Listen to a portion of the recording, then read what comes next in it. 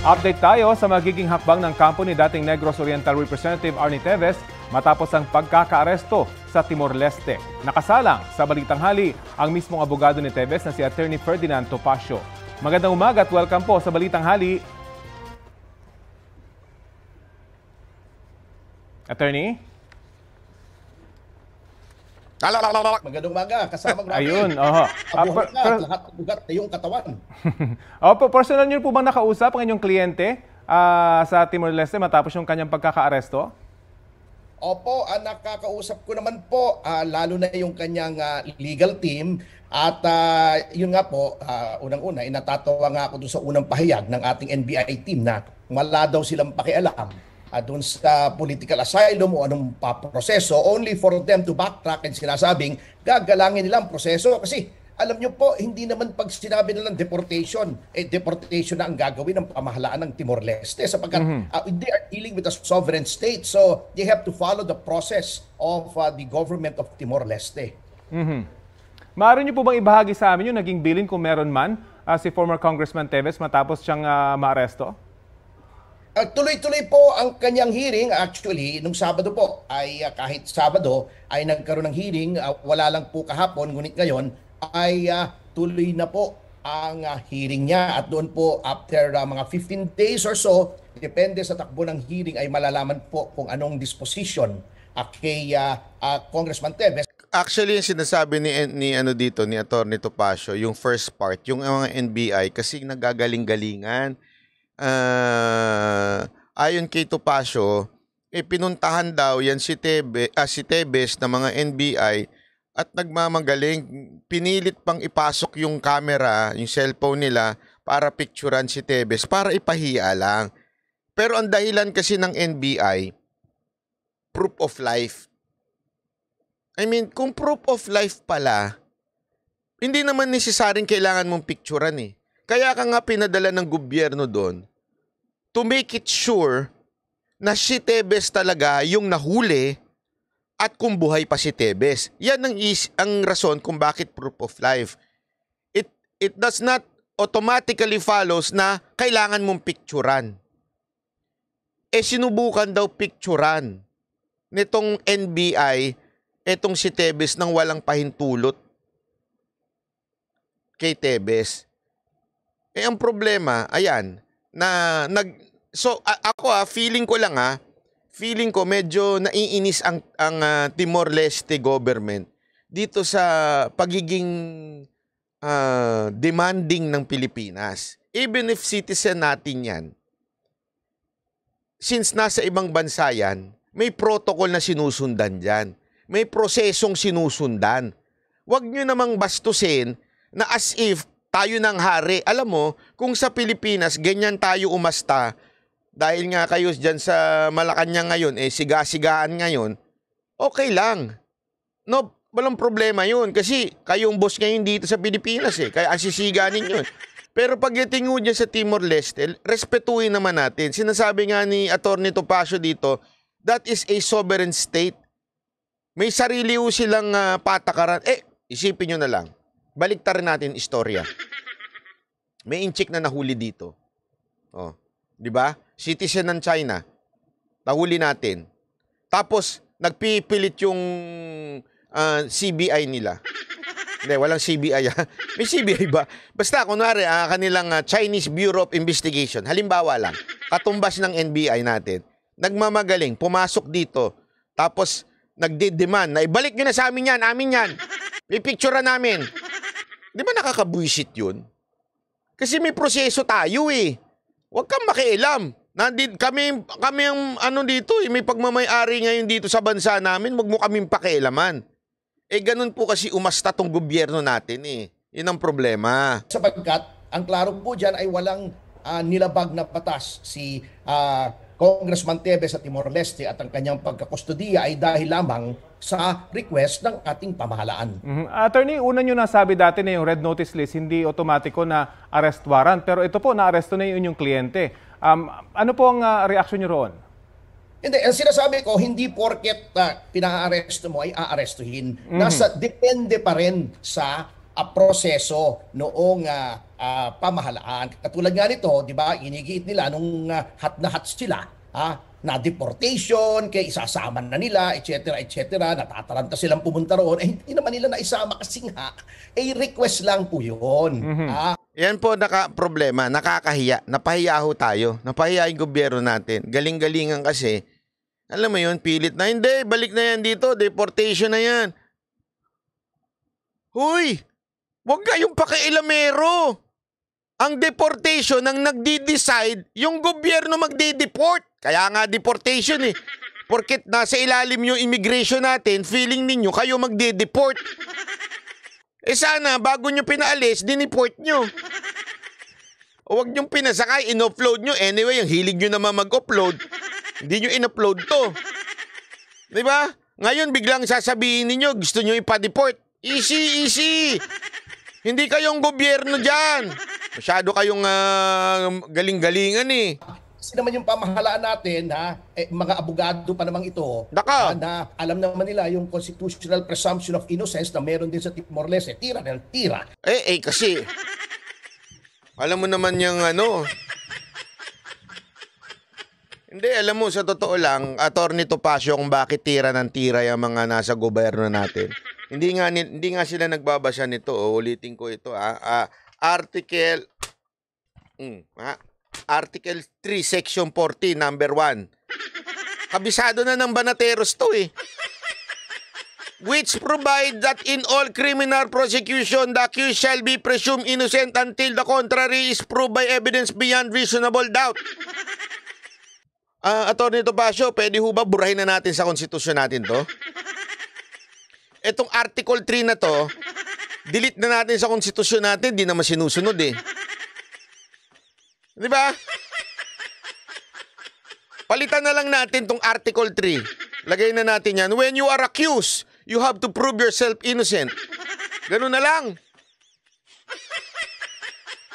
Pwede ho ba? Ganun na lang ang gawin natin. Palitan na natin tong Article 3, Section 40, number 1. When you are accused by the government, you should provide evidence that that is not true. Ganun na lang. Palitan na natin to, di naman sinusunod. Sayang lang yung pagka-print nyo sa mga lobooks nyo. Kung hindi rin naman susundin.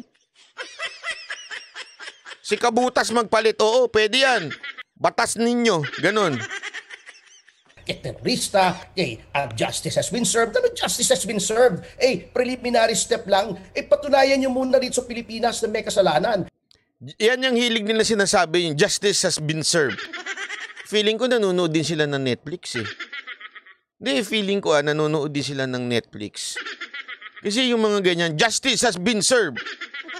Parang yun, mga napanood nila siguro sa Judge Dredd. Alam niyo yung Judge Dredd na pelikula? O, feeling ko ganyan eh. Yung kung sino na yung huli, siya na rin na nagja-judge. Feeling ko meron silang pangarap na maging superhero. Justice has been served. Kunwari, superhero si Remulla. Sino kaya siya? Sige nga, kung kunwari lang si Secretary Remulla isang hero, mga cartoon character, sino ho siya?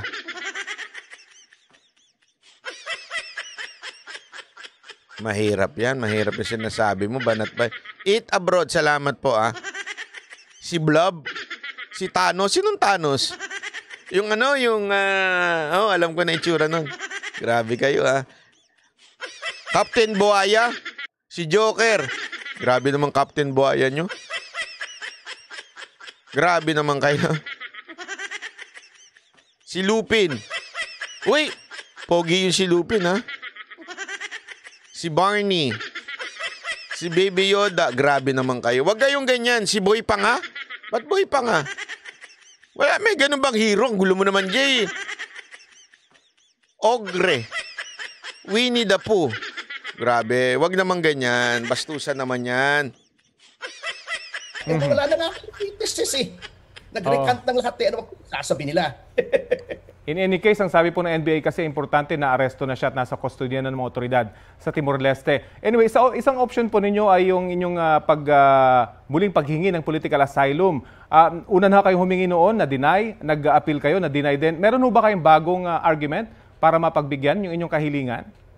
Meron pong ginagawang mga hakbang yung aming mga abogado ron sa Timor-Leste. Sapagkat sa ngayon po, now that it is before the courts, ay tuloy-tuloy na po yung proseso at this will be subject to processes at everything is on the table. Whether paggarant ng political asylum o safe refuge o yung hinihiling ng ating gobyerno na ma-repatriate, everything is on the table. Okay. Kaya nga sinasabi ko, ay huwag nilang ituring na achievement to kasi talagang proseso yan, Interpol yan, kahit alimangong bato, kayang paaresto ang sino man sa Timor-Leste dahil nga miyembro ng Interpol. So parang it's a big deal for them, may proseso pa rin po yan. So they should not be gloating, Isos, lahat pa, even if maibalik nila yan sa Pilipinas, may trial pa rin po tayo rito. Ano po mangyayari kapag natapos? Uso pa ba trial gayon? Hindi, alam mo, Atty. Topacio, hindi naman na uso ngayon yan eh. Yung itatry-trial pa sa court, hindi na. Ang uso ngayon, basta bansagan ka. Pag binansagan ka, tapos na. Okay na. Ganun naman kababaw ang mga Pilipino ngayon eh. Hindi, totoo. Ganun na kababaw ang Pilipino ngayon. Husgahan mo lang yung isang tao, pangalanan mo lang ganito, yun na yun. Diba? Huwag na nating idaan sa trial. Oh, grabe naman yung Hellboy. Hellboy daw si Remulla. Huwag ganun. Pwede ho ba mag-senador kayo, mag-congressman kayo, Atty. Topacio, tapos papalitan yung konstitusyon, tanggalin na yung Bill of Rights, Bill of Rights tuloy, yung presumption of innocence, tanggalin na yan. Buray na yan, palitan na yan. Dito, let the people judge you. Then you have to defend yourself or else you're guilty. Ganun lang. Ganun naman sa Pilipinas ngayon eh. Basta kanya-kanya ng husga. Mga Pilipino, judgmental eh.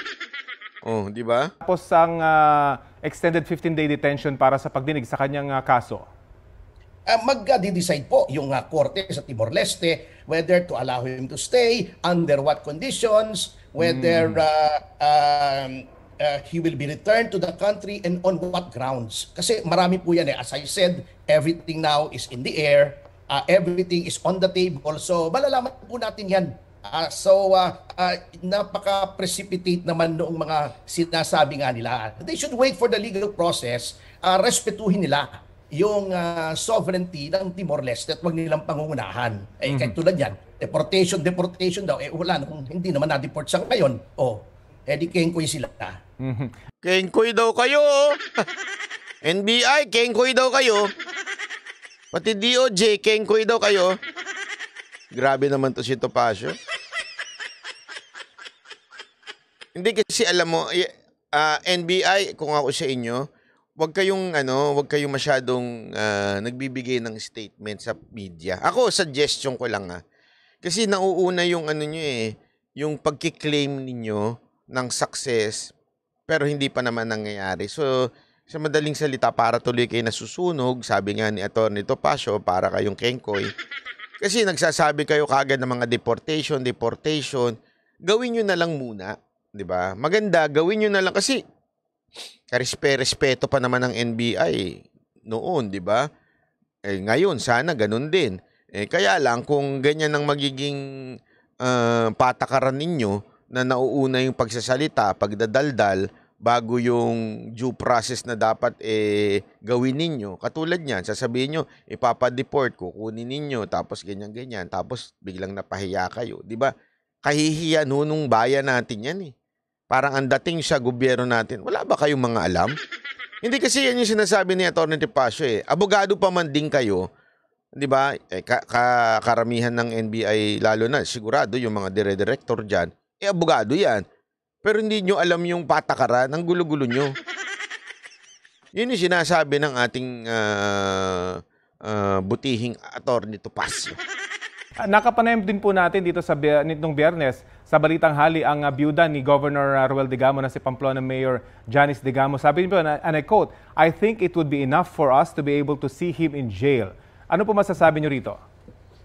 Kasi nga, hindi naman sila out for justice. Hindi sila interesado kung guilty nga or innocent. Gusto lang nila, for political reasons, makulong si Representative Tevez. Tama yung sinabi nito pa siya dito. Kasi sinasabi daw nito ni, si Off-Shoulder, si Mayor Off-Shoulder.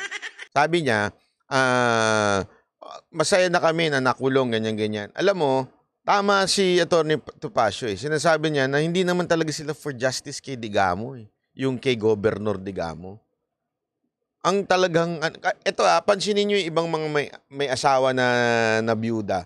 Di ba talagang gusto nilang hanapin yung killer at gusto nilang managot doon sa Etong si Digamo, etong si Mayor, ang sabi lang niya, hindi, gusto lang namin makulong. Di ba kung ikaw yung namatayan ka ng asawa, di ba talagang gusto mo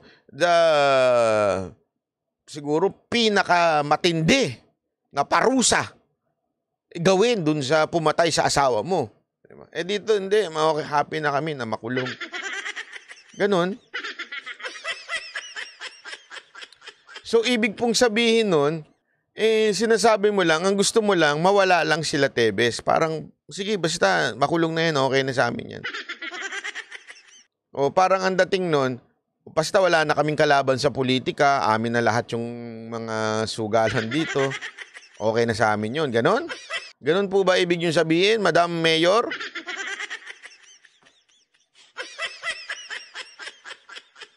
Gusto nyo lang matalo sa politika, kayo na maghari-harian dyan sa Negros, tapos kayo na may hawak din ng mga pasugalan, ganon lang mo ba gusto nyo?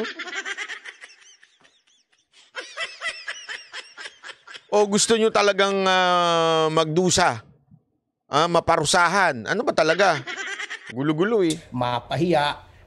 Bakit ayaw nilang galangin ang proseso? Hindi naman sila ang hukuman Tingnan natin kasi, kasamang Rafi, I've been in this situation so many times before. Kay Pangulong Erap in tax case, yung kay Jimmy Paule sa fertilizer funds scam, kay Pangulong Arroyo, in the end, di ba, na-absuelto silang lahat. So, it's premature nga ang sinasabi ko. Ngayon, kung gusto lang nilang makita sa jail, kaligayahan na nila yon, wag na nating basagin ng trip. Kung yun lang ang kaya nilang gawin, hayaan. Sana pala nagpicture na lang si...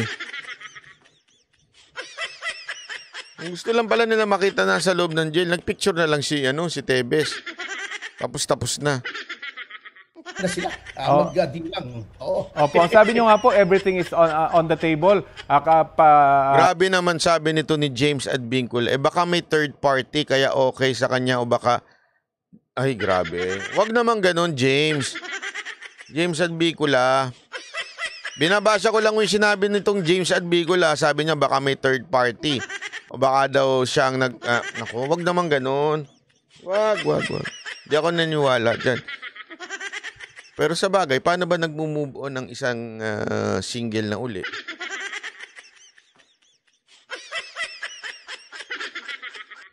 Naghahanap ng shock absorber.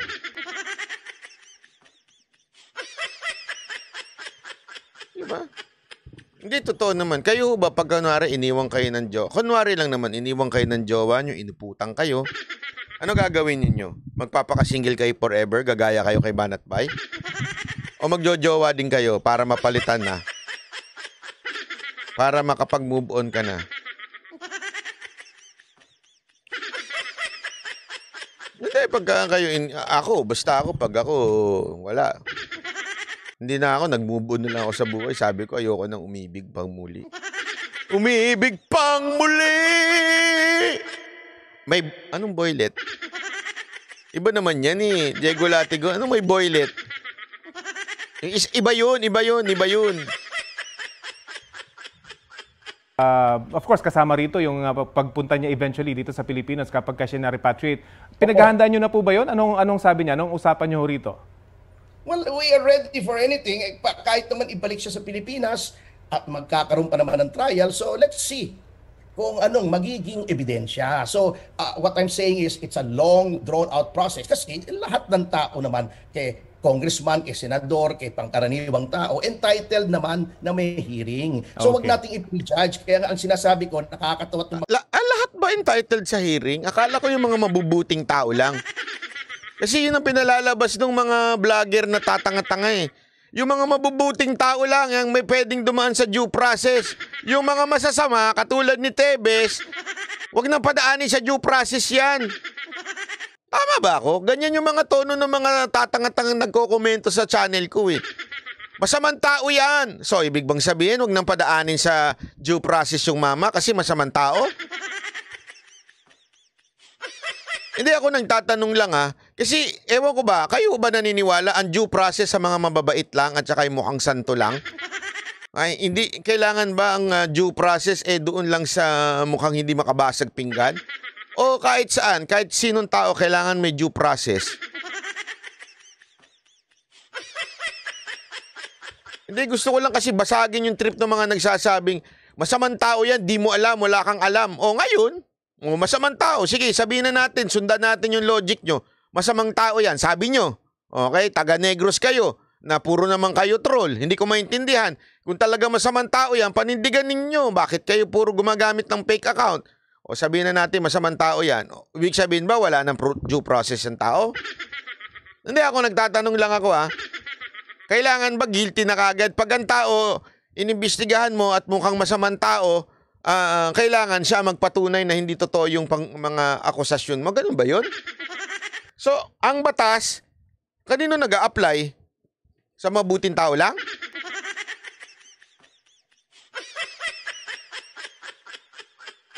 Hindi, yun ang simpleng tanong ko lang mga kababayan. Ang batas ho ba, ano lang ho ba yan? Nakasalalay lang ho ba yan pag ikaw ay mabuting tao at masamang tao ka, hindi ka na dapat ina-applyan ng batas?